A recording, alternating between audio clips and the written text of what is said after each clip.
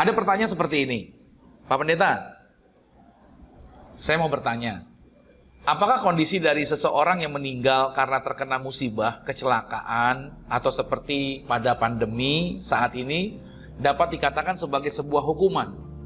Saya pernah mendengar ketika ada seorang saudara saya meninggal karena terserang virus COVID-19. Lalu ada saudara lain yang mengatakan bahwa itu dikarenakan hukuman Tuhan atas dosa-dosanya. Apakah itu benar? Nah, ini menarik nih, ya. Ini pertanyaan yang banyak ditanyain sama orang-orang. Apalagi di masa pandemi, ya kan? Kita mendengar banyak ya, yang ini meninggal, yang itu meninggal. Bahkan orang-orang berdoa ya, agar tidak terkena, yaitu tidak terkena COVID-19. Karena ada orang yang beranggapan, kalau sampai terkena COVID-19 berarti kurang iman, gitu kan? Ya, jadi kalau apalagi sampai meninggal, wah itu pasti kena kutuk tuh. Nah, apakah memang seperti itu, ya kan? Apakah memang bahwa itu adalah hukuman daripada Tuhan kalau ada sebuah penyakit yang terjadi atas seorang? Ternyata jawaban menurut pendapat saya pribadi itu tidak.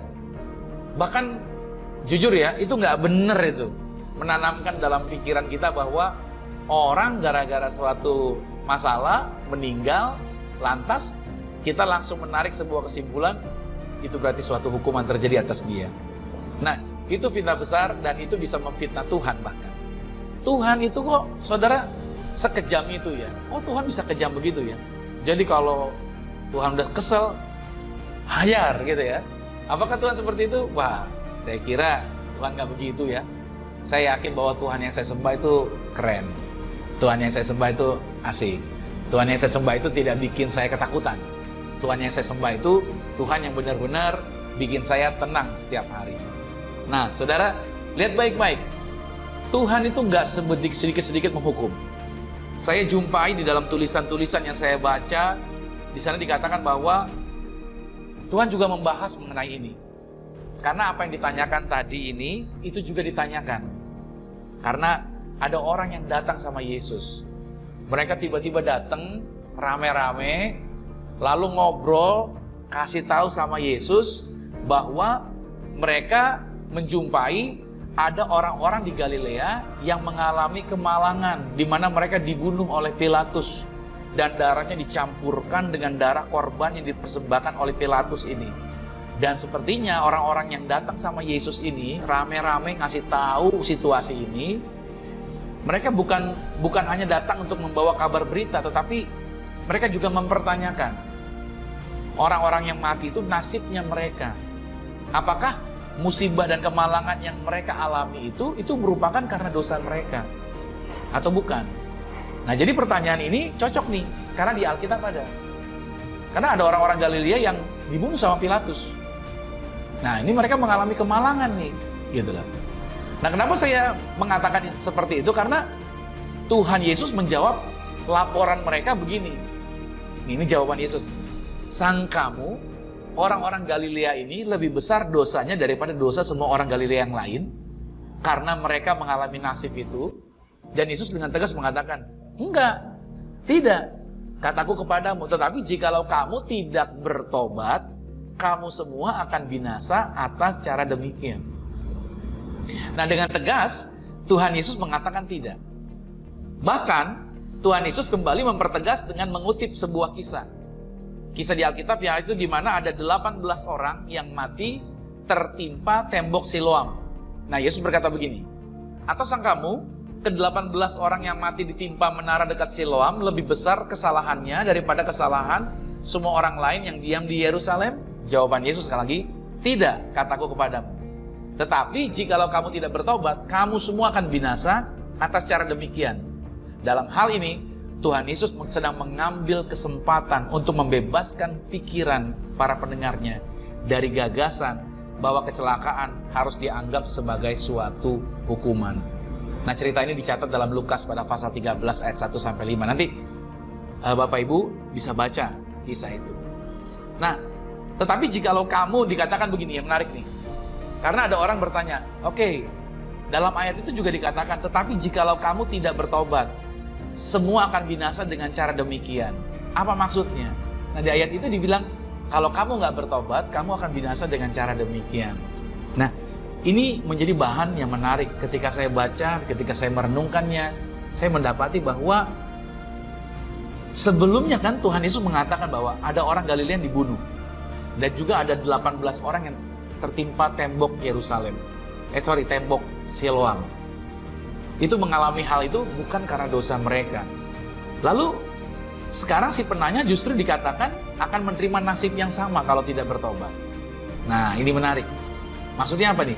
Nah, kata bertobat, kalau kamu nggak bertobat, kamu akan mengalami hal yang sama. Kata bertobat di situ dimaksudkan bahwa ayat ini merujuk pada cara berpikir yang salah. Nah, seringkali kita suka berpikir gitu kan, nih mati, syukur lu dosa sih lo gitu kan. Kita gampang langsung menghakimi orang yang berbuat salah, langsung kita bilang, tuh, dia dosa tuh. Itu kena ajab Tuhan tuh, gitu kan. Kita dengan mudahnya langsung mengatakan itu kena ajab. Maksudnya Tuhan berkata apa? Kamu perlu bertobat. Bertobat artinya apa? Hilangin konsep berpikir seperti itu. Bukan itu maksudnya. Kamu nggak boleh berpikir seperti itu. Itu pikiran yang salah. Jangan sebentar-sebentar orang mengalami musibah, langsung kita berpikir, tuh, itu hukuman Tuhan tuh. Dosanya banyak sih. Nah, Tuhan mau kita hilangin konsep berpikir gitu. Karena kita sih hidup di dalam dunia yang gampang menghakimi orang. Kita langsung menghakimi. Dengan berpikir bahwa ya itu dia kesalahannya dia tuh, makanya dia memang cocok dan pas dia ngalamin seperti itu. Padahal tidak. Kita harus ingat baik-baik bahwa ketika kita berpikir seperti itu yang kitab Ayub katakan, apa yang kamu takutkan, itulah yang menimpa kamu. Jadi artinya gini, kalau kita mikir orang yang mengalami musibah, lantas itu orang kena hukuman, berarti siap-siap. Kalau kita taruh pikiran itu di pikiran kita juga akan mengalami yang sama seperti itu. Jadi kita juga akan berpikir, jadi kalau sesuatu yang negatif terjadi, aduh dosa apa nih, kan gitu ya, aduh dosa apa lagi nih. Itu yang mesti dibuang. Makanya Yesus berkata, kalau kamu nggak bertobat, itu akan terjadi sama kamu. Jadi kita harus menghilangkan pikiran itu. Makanya dalam hal ini kita harus bijaksana, memilih dan memilah mana yang musibah, mana yang kesalahan. Musibah itu sebuah kemalangan yang artinya yang terjadi di mana kita nggak bisa mengelak. Itu musibah. Banjir, emang bisa kita berdoa? Atau gempa bumi? Atau kita pernah dengar tiba-tiba tanahnya bergerak, rumahnya hilang dan lain sebagainya. Itu musibah. Bedakan musibah sama kesalahan. Ya kan? Kalau kesalahan adalah apa? Ya orang hidupnya melakukan hal yang salah, hidup dalam memakai narkoba ya. Itu namanya beda. Itu bukan musibah, itu kesalahan. Makanya dapat hukuman, ketangkep misalkan. Cuman kan zaman sekarang kebalik-balik ya. Ada public figure pakai narkoba, ditangkap, lalu ramai-ramai bilang gini, oh ini cobaan, oh ini musibah, kan gitu ya. Kan lucu ya. Dia pakai narkoba, dia bilang musibah. Musibah itu sesuatu yang terjadi tanpa kita bisa duga. Kesalahan itu akibat yang kita buat. Ya kan? Padahal dia punya kekuatan untuk apa? Untuk stop dan berhenti dari melakukan perbuatan yang salah tadi. Selama belum ketangkep ya kan, coba terus. Gitu loh. Udah ketangkep bilangnya apa? Oh musibah. Sama juga, ada orang-orang yang diberikan kedudukan tertentu, dia korupsi. Begitu ketangkep sama KPK, bilangnya apa? Oh ini musibah, kata gitu. Oh ini cobaan. Bisa aja ya, orang bilangnya begitu, bisa aja bilang musibah, cobaan. Saya berharap kita mengerti akan area ini, jangan sampai kita salah nih. Nah juga ada kasus lain di mana ditanyakan, diajukan kepada Tuhan Yesus secara langsung. Yesus bertanya gini, siapa yang berdosa? Pada waktu ada seorang anak lahir, matanya buta, dia yang salah atau orang tuanya salah? Yesus bilang apa? Enggak, kedua-duanya. Gitu jawab Yesus. Lalu kitab Ayub juga demikian. Bahkan ya, seluruh kitab Ayub kalau kita baca nih, teman-temannya Ayub langsung menuding dan mengatakan bahwa ini pasti nih Ayub yang salah nih. Ini pasti nih Ayub yang salah nih.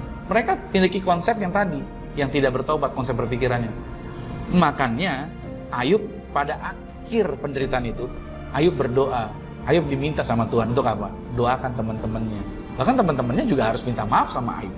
Kalau enggak, kenapa? Kalau enggak, lu nggak dapat berkat. Karena apa? Karena konsep berpikir mereka salah. Nah, saya berharap dari pertanyaan ini, ya, jadi Bapak Ibu yang sudah bertanya, mungkin nggak kasih nama ya, tapi saya kasih tahu, hilangkan konsep berpikir tentang menuding bahwa kecelakaan yang terjadi atau orang meninggal di masa pandemi ini itu berarti karena kena hukuman Tuhan tuh. Bukan. Kita tidak boleh berpikir seperti itu. Ingat, semua orang hidup suatu hari akan meninggal. Jadi nggak ada urusannya hukuman Tuhan, hanya Tuhan yang tahu.